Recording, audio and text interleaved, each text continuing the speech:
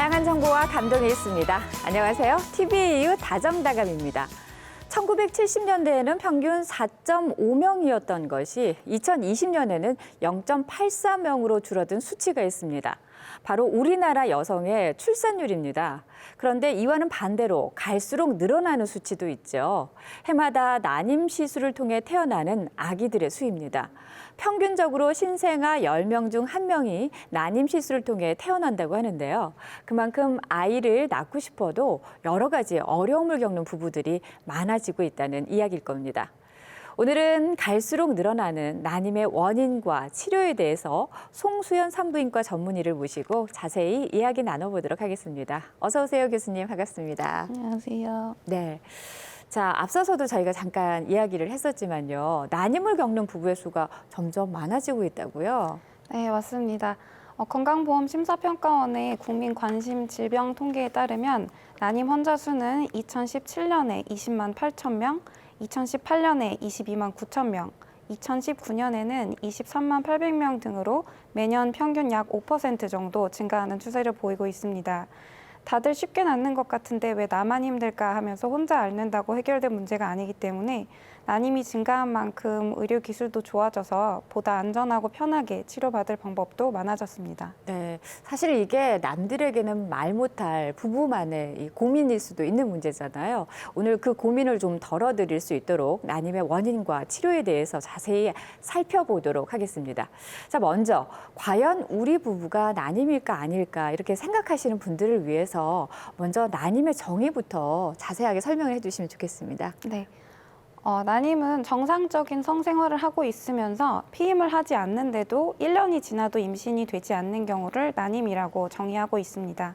정상적인 부부가 피임을 하지 않는 경우에 일반적으로 한 70에서 90% 정도는 1년이나 2년 내에 임신을 하기 때문에 1년이 지난 후에도 임신이 되지 않으면 난임에 대해서 검사를 하는 것이 추천되고 있습니다.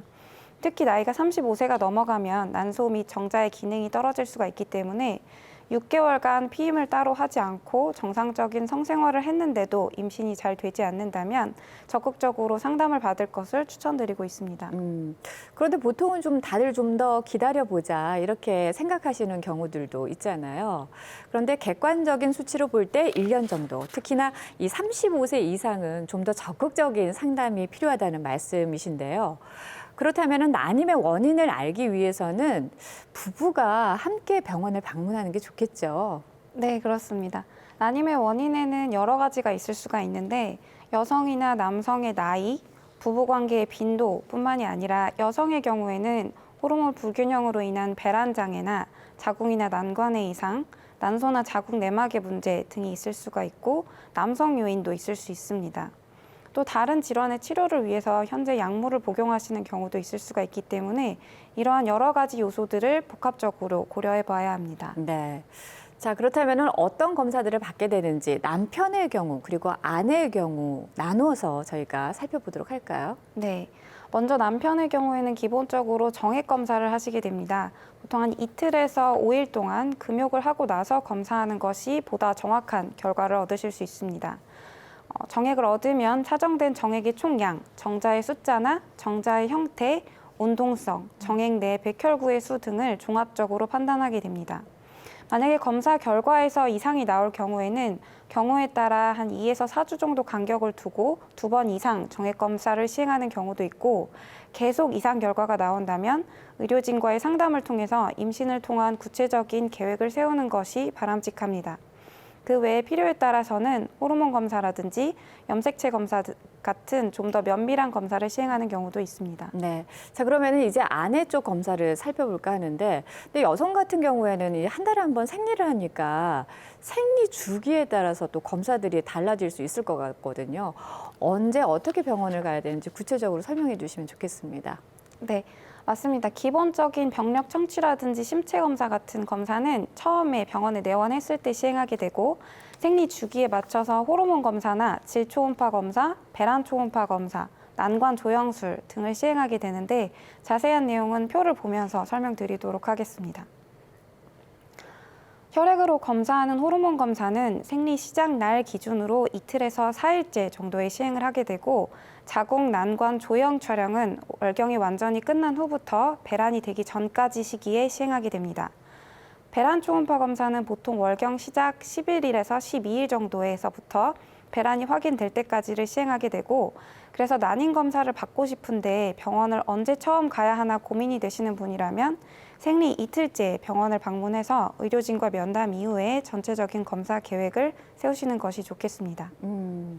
여성의 난소에도 나이가 있다 이런 얘기들을 하잖아요. 이 몸의 다른 기관들처럼 이 난소에도 나이에 따라서 자연스러운 노화의 과정을 거칠 수 있을 텐데 검사를 통해서 그것도 어느 정도 짐작이 가능할까요? 네, 일반적으로 난소 나이 검사라고 많이 얘기들을 하시는 검사인데 네. 여성은 정해진 난자의 개수를 가지고 태어나게 됩니다. 표를 같이 보시면요.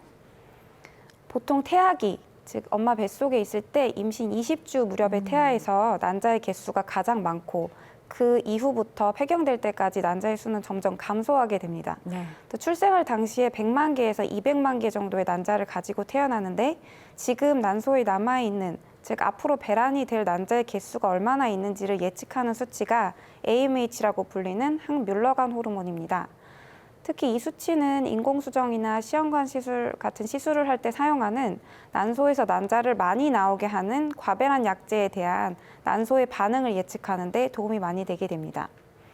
이 수치 외에도 도움이 되는 혈액 검사로는 난포 자극 호르몬 수치가 있습니다. 이 수치 역시 난소 기능이 많이 떨어져 있는 경우에는 이 수치가 올라가는 경우가 있기 때문에 난소 예비능 평가에 도움이 될 수가 있습니다. 또한 실제 여성의 나이가 어떤지도 파악해야 하고 병력으로 현재 여성의 생리 주기가 규칙적인지를 파악하는 것도 중요합니다. 또 초음파로는 동남포 개수를 직접 확인하는 방법도 난소 예비능을 파악할 수 있는 방법 중에 하나입니다. 그러면 교수님, 그 말씀하셨던 난소 나이 검사라고 하셨던 AMH 검사 말이에요, 수치 말이에요. 이걸 더 좋게도 할 수 있을까요? 뭐 예를 들면 운동이라든지 아니면은 영양제라든지 뭐 이런 것들을 먹으면서 이 수치를 좀 도움받을 수 있을까요? 안타깝게도 현재까지 과학적으로 증명된 AMH 수치를 올릴 수 있는 방법은 없습니다. 운동을 하고 각종 영양제를 먹고 금연을 하는 방법이 이제 전반적인 건강 상태를 개선시켜서 임신하기 좋은 몸 컨디션을 만들어 줄 수는 있지만 직접적으로 AMH 수치를 즉 난자의 수를 더 높일 수 있는 방법은 없습니다. 그렇군요. 네. 그러면은 난임 진단에 있어서 꼭 필요한 뭐 다른 검사들이 있는지 그것도 좀 알려주시면 좋겠네요. 네.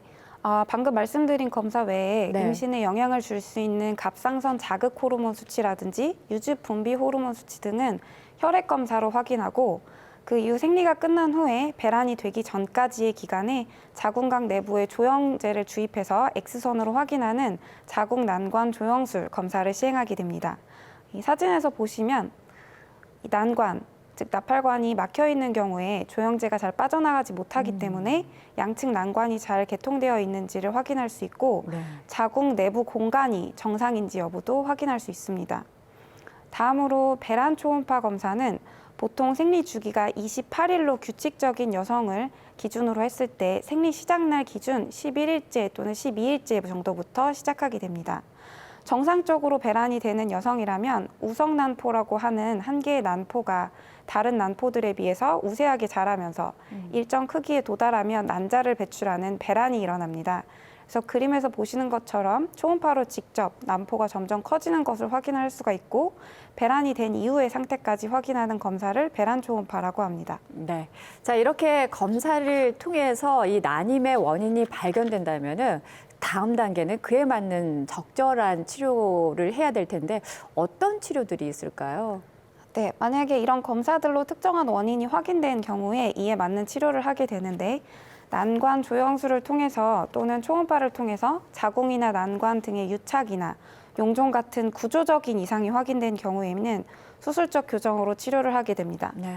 배란 초음파를 했는데 배란이 잘 되지 않는 경우라면 배란 유도제를 통해서 배란 유도를 해볼 수가 있겠고요. 그 외에 이런 검사들을 통해서 원인을 밝혀지지 않은 경우라든지 원인은 밝혀졌지만 원인을 특별히 교정할 수 없는 경우에는 보조생식술, 보통 난임시술이라고 불리는 인공수정이나 네. 체외수정 시술의 단계로 넘어가게 됩니다. 네. 여러 가지 난임 검사를 통해서 특정한 원인이 발견된 경우에 그 원인을 바로 해결하는 치료를 먼저 선행을 하고요. 그리고 그 이후에 단계적인 시술에 들어간다는 말씀이신데 인공수정과 시험관 아기 시술을 잠깐 말씀을 하셨잖아요. 이 순서대로 거쳐야 하는 과정인 건가요? 아니면은 인공수정을 하지 않고 시험관 아기 시술로 바로 넘어가기도 하는 건가요? 네, 어떤 시술을 시행할 것인지는 난임 검사의 결과가 어땠는지, 네. 부부의 나이가 어떤지, 임신을 되지 않았던 기간이 어떤지 여러 가지를 종합적으로 고려를 해서 결정을 하게 됩니다. 특별한 원인이 발견되지 않은 원인 불명의 난임인 경우나 정자의 이상이 심하지 않은 경우 또는 나팔관에는 이상이 없는 경우 등등에는 인공수정을 시행하게 됩니다. 네. 그리고요. 그렇지만 양측 난관 폐쇄나 네. 심한 자궁 내막증이 있는 경우, 정자나 난자의 심한 기능 저하가 있는 경우 등에는 인공수정이 아닌 시험관 아기 시술로 알려진 체외수정을 하셔야 합니다. 네, 그 말씀 중에 자궁 내막증이라는 거 말씀을 하셨었잖아요. 이건 어떤 질환이고 또 왜 이곳이 난임을 유발하게 되는지 설명을 부탁드립니다. 네, 자궁 내막증 관련 영상을 보면서 설명드리도록 하겠습니다. 네, 자궁 내막증은 자궁 내막에 있어야 되는 자궁 내막 조직들이 자궁 외의 다른 장기에 붙어서 염증이나 유착을 일으키는 질환입니다.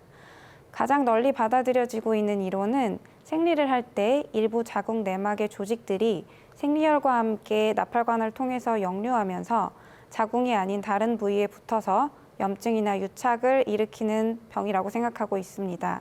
따라서 이런 자궁 내막증이 심해지게 되면 수정란의 이동 경로인 나팔관을 막거나 또는 난소에 혹을 생성해서 난소의 기능을 떨어뜨려서 난임의 원인이 되기도 합니다. 이러한 자궁 내막증의 정도에 따라서 인공수정을 할지 시험관 시술을 할지 결정을 하게 됩니다. 네. 정확한 검사와 그 결과에 따라서 정해지는 난임 시술. 그렇다면은 인공수정부터 한번 살펴볼까요? 어떻게 네. 되는지? 인공수정은 남자의 정액에서 운동성이 좋은 정자만을 선별해서 여성의 배란일에 맞춰 임신을 유도하는 방법입니다. 인공수정의 과정을 살펴보면 자연주기로 배란을 기다리는 방법도 있지만 일반적으로는 먹는 배란 유도제나 주사로 맞는 과배란 유도제로 배란을 유도한 다음에 배란이 되는 시기에 맞춰서 정액을 채취하고 이 정액 내에 좋은 정자만을 분리해서 자궁각 내부로 직접 넣어주는 방법입니다. 그러니까 인공수정은 여성 체내에서 난자와 정자가 만나서 수정이 잘 될 수 있도록 해주는 것이고 그렇다면은 체외수정, 시험관 아기 시술에 대해서도 설명을 해주시죠. 네. 체외수정 시술은 여성에게서 여러 개의 난자를 자라게 해서 채취하고 남성의 정액도 같이 채취해서 시험관이나 배양 접시에서 수정시킨 후 3일에서 5일 정도 배양해서 여성의 자궁 안에 이식해 임신을 유도하는 방법입니다. 좀 더 구체적인 시술 과정을 살펴보시면 먼저 앞서 말씀드렸던 주사로 맞는 과배란 주사로 난소에서 난포를 많이 자라게 합니다. 이 과정 중에 주기적으로 병원에 방문해서 난포가 잘 자라고 있는지, 자궁 내막의 두께는 괜찮은지 등등을 초음파로 확인하게 됩니다. 난포가 성숙되면 배란 주사를 맞고 질 초음파를 이용해서 난소에서 난자를 채취합니다. 채취된 난자와 정자는 체외에서 수정을 시킨 다음 3일에서 5일 정도 배양을 하고 여성의 자궁 내에 곧바로 이식하거나 때에 따라서는 다음 주기의 이식을 위해서 동결하는 과정을 거치게 됩니다. 정상적인 자연 상태에서는 배란이 한 달에 한 번 이 난자가 배란이 되는 거잖아요. 이 배란 유도 방법을 사용하게 되면 보통 몇 개의 난자가 배란이 되는 건가요? 일률적으로 개수를 말할 수는 없고요. 개개인의 상태에 따라서 다를 수 있습니다. 쓰는 약제의 종류나 용량, 약제에 대한 각각의 반응에 따라서 과하게 난자가 배란이 되는 경우도 있고 난소의 기능이 많이 떨어져 있는 경우에는 과배란 유도를 해도 난포가 아예 자라지 않는 경우도 있습니다. 네. 또 때에 따라서는 자란 난포 내에서 난자가 나오지 않는 공난포인 경우도 있습니다. 사진을 한번 보시면 생리 이틀차부터 배란 유도 주사를 맞기 시작하면서 주기적으로 병원에 방문해서 초음파로 난포의 크기를 관찰하는데 난포라는 것은 난자가 있는 주머니라고 이해하시면 되실 것 같습니다. 왼쪽 초음파에서 보이는 난포들에서 각각 난자가 나오는 것이라고 생각하시면 되시지만 앞서 말씀드렸던 것처럼 항상 모든 난포에 난자가 들어있는 것은 아닌 경우도 있습니다. 네. 자, 그러면 이 배란을 유도해서 다수의 난자를 채취한 이후에 정자와 난자의 수정 과정으로 들어가는 건가요? 예, 맞습니다. 아내의 난자를 채취하는 날 남편의 정자도 같이 채취하게 되기 때문에 그런 다음에 난자와 정자의 체외 수정이 이루어지게 됩니다. 일반적으로는 정자를 난자가 들어있는 배양 접시 안에 넣어주고 그 안에서 자연스럽게 수정이 이루어지도록 기다려주는데요. 네. 때에 따라서는 난자 내 정자 주입술을 시행하기도 합니다. 네. 400배의 현미경으로 정상 형태의 정자만 선별해서 직접 난자의 세포질에 넣어 수정을 시키는 방법을 얘기하는데요. 정자의 수나 활동성이나 형태가 비정상적인 경우나 사정을 통해서 얻은 정자가 아니라 고안이나 부고안에서 직접 채취한 정자를 수정시킬 경우에 시행하게 됩니다. 이 수정률을 좀 더 높이기 위해서 여러 가지 방법들을 사용하고 있군요. 네, 이런 것들을 보조생식 기법이라고 하는데요. 네. 의학 기술이 점차 발달하면서 최신 보조생식 기법들도 늘고 있습니다. 사진을 보면서 하나씩 설명드리도록 하겠습니다. 첫 번째는 생리적 미세 수정이라는 건데요. 정자 중에서 성숙 정자만을 선별해서 회수해서 미세 주입술에 사용하는 방법을 얘기합니다. 성숙된 정자가 하이알루론산이라고 불리는 물질에 더 잘 부착되는 원리를 이용한 것인데 사진에 작게 보이는 것들이 채취한 정자의 모습이고요. 네. 현미경으로 관찰을 하면 바닥에 머리가 붙어 있고 꼬리만 움직이는 모습을 볼 수 있습니다.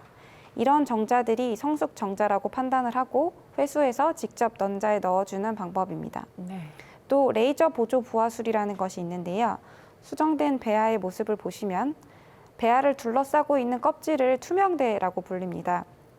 레이저 빔을 이용해서 이 투명대의 일부를 벗겨내는 시술을 얘기하는데 이 그림에서 보시면 A부터 A까지의 거리가 최초의 투명대의 두께이고 B에서부터 B까지의 거리가 레이저로 투명대를 깎아낸 후의 두께입니다. 네. 더 얇게 만들어준 것을 볼 수 있는데 이것을 레이저 보조 부화술이라고 합니다.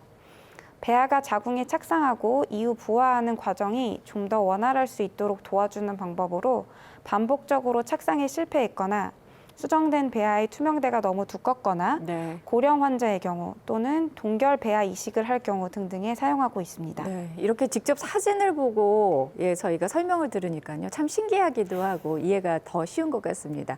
이렇게 다양한 기술을 통해서 난자와 정자의 수정 과정을 도와주는 것이라고 볼 수가 있겠는데 자, 이렇게 성공적으로 수정이 이루어졌다면은요. 그 다음 과정은 어떻게 되는 건가요?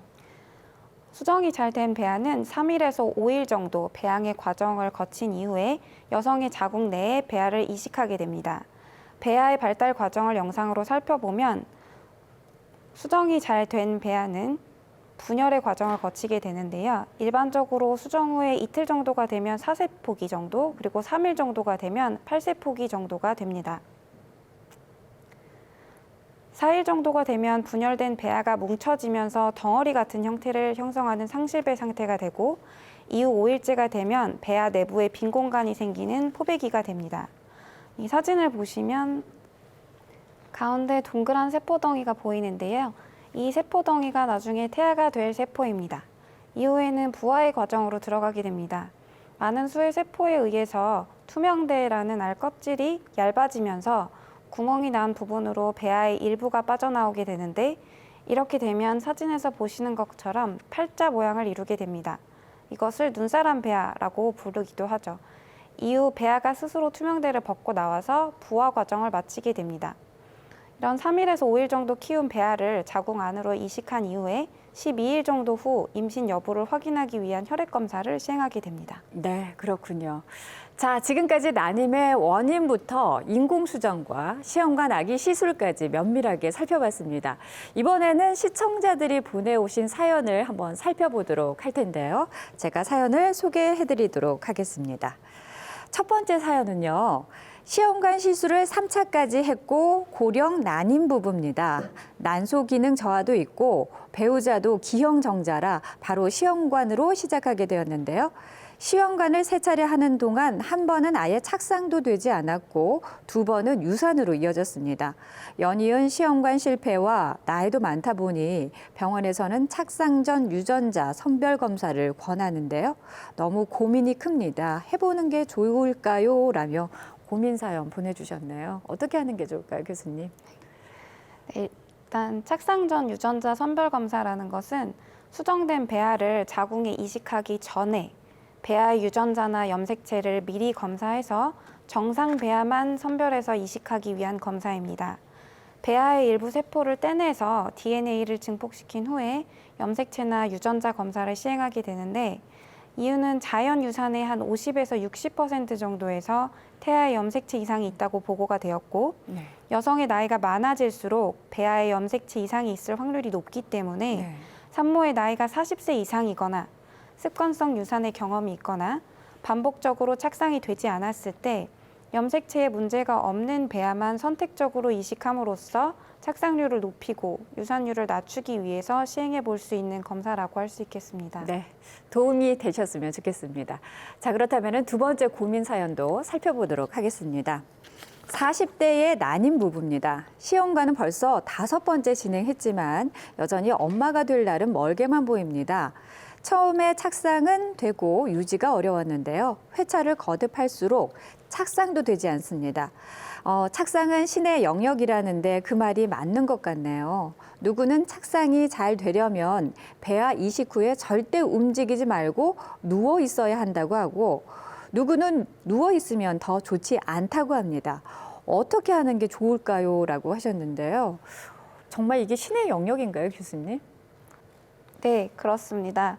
배아 이식을 하고 병원에서 한두 시간 정도 누워 있다가 집에 가라고 말씀을 드리는 게 사실이고 이런 사실 때문에 또는 각종 성공 사례들을 접하시고 배아 이식 후에 누워만 있어야 착상이 잘 될 것 같다는 생각을 하실 수 있지만 오히려 너무 누워만 있으면 임신 성공에 악영향을 미칠 수 있습니다. 네. 신체 활동을 너무 과도하게 제한할 필요는 전혀 없으시고 네. 본인이 무리하지 않고 스트레스를 받지 않는 범위 내에서 일상 활동을 하는 것이 좋겠습니다. 네, 그러니까 평소처럼 일상생활을 잘 유지하시면 좋겠다라는 말씀이신 것 같습니다. 자, 그렇다면 마지막 사연 살펴보도록 하겠습니다. 힘들게 다시 시험관 3차를 시작했습니다. 과배란 주사 때문에 배가 부풀고 속도 미식거렸지만 그래도 좋은 결과가 있기를 기대하면서 참았습니다.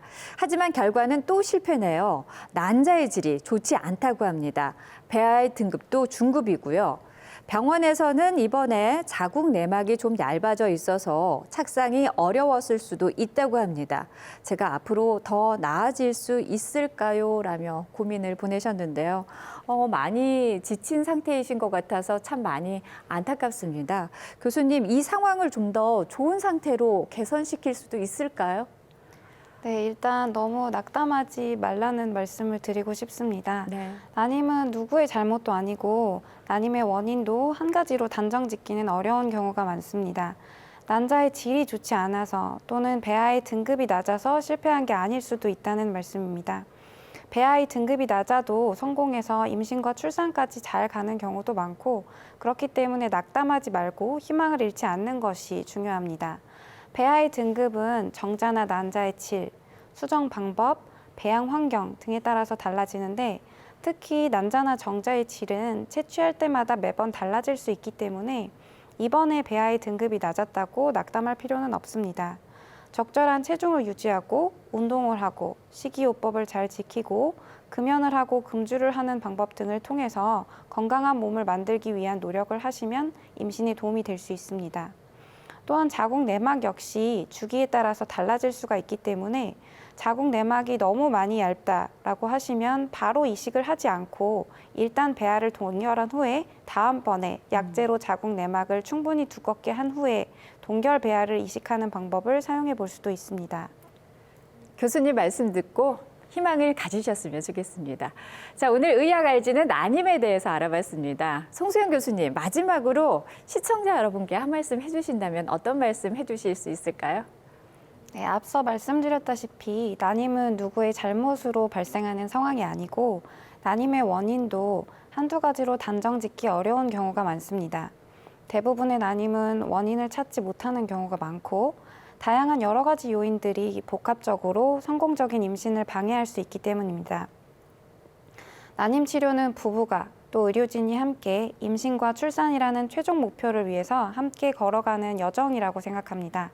포기하지 않고 낙담하지 않고 희망을 잃지 않는다면 좋은 결과 있을 거라고 생각합니다.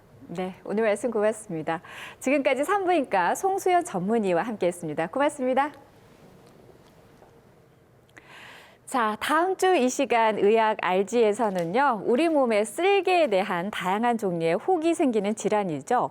담낭 용종의 원인과 종류, 그리고 치료에 대해서 알아보는 시간 갖도록 하겠습니다. 궁금하신 점은요, 저희 TV이웃 다정다감 홈페이지 시청자 게시판에 올려주시거나 또 아래 번호로 연락을 주시면 저희가 자세히 답변해드리도록 하겠습니다. 오늘 저희가 준비한 소식은 여기까지입니다. 함께해 주신 여러분 고맙습니다. 건강한 저녁 시간 보내시기 바랍니다.